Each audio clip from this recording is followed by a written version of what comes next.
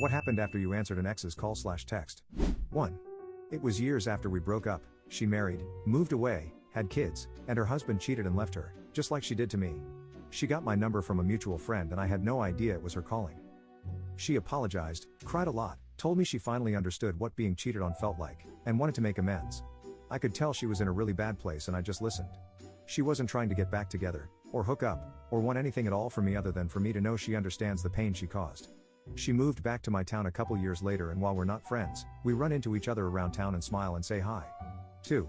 She reaches out every once in a while, when she's lonely, sad or wants the attention.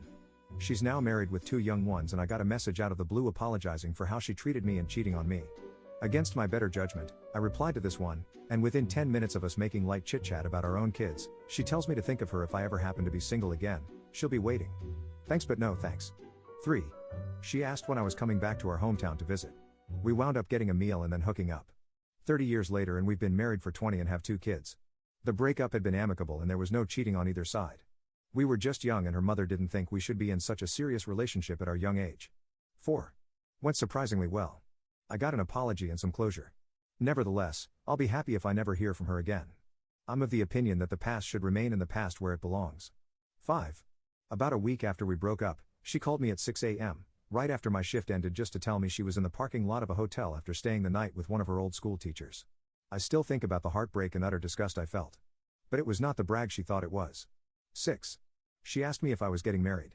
I told her that I was and that I was happily doing so. That was about 3 months ago, and neither I nor the kids have heard a word from her. Cool for me, crappy for the kids.